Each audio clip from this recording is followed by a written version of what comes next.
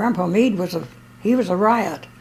He was always doing goof things, not thinking until he'd done something, and then it was too late, and then he'd say, I should have known better. But he'd do dumb things, and Terry was as bad as he was. She'd do the same things, and then say, I should have known better to do that. But like we were killing hogs for the winter for pork. They got these 2 big old tubs of water boiling to scald and took the gate off its hinges and laid it out here to put the pig on to scrape it. Dad went in the house to get the rifle, and Pap jumped on that pig with his little hammer, like you hammer nails with. Jumped straight that pig and hit it in the head and just made it mad. It went right through the fence with him. Dad come out and Pap was laying on the ground saying, oh, Lord, I'm killed. And Dad said, Paul, what'd you do? He said, I hit it with a hammer, but it ran through the fence with me. I should have known better. Then he did that with a horse. We had a young horse. And he ate green apples that was falling from a tree on the ground, and it gave him a bellyache.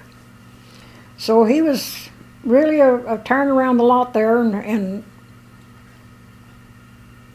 whinnying and making a lot of fuss, and Pap come out to see what was going on, and he called Daddy.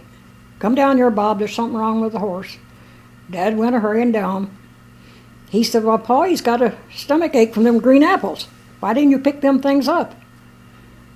Never thought about it or hurting him. So Dad went to the house to make some kind of concoction he was going to give him to let the gas out of his stomach. Mm-hmm. Pap hit him in the belly with a board.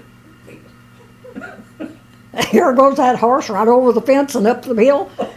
And he ran to the top of the hill and he just ran to the top of the mountain with his bellyache until he broke it up himself from his running. But it's a wonder he didn't kill Pap. Just got that board and wound him in the belly. You know you remember when the mule was standing behind the smokehouse, and there was behind Pap and Granny's. What was behind the smokehouse? A mule. Oh yeah.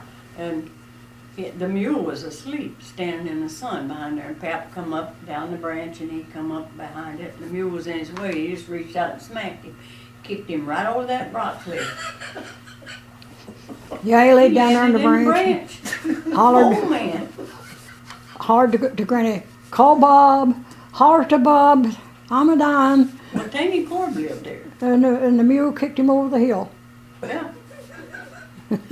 Dad had told him before, because he'd go behind the mule when he was standing there and slap him on the butt. He said, one of these days that mule's going to kick you right off of that cliff. And he did. He did. Well, one day I remember when this happened. Pap had the shotgun, and he went up in the woods for some reason. And there come a storm, and Pap crawled underneath a rock cliff, open rock cliff, and an old wood rat come running in there, and he shot that rat underneath that rock cliff. And Dad heard the gun. He said, Lord, Pa's fell, I bet. So he went hunting.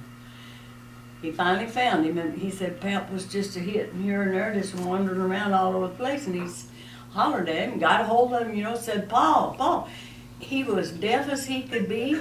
It like they killed him. The repercussion of the gun going off. I remember that cliff. We played under it a lot because there was rock dust under there, and the tumblebugs would make little holes, and we'd call them up. You'd think, though, that an old man would have enough brains not He was always doing them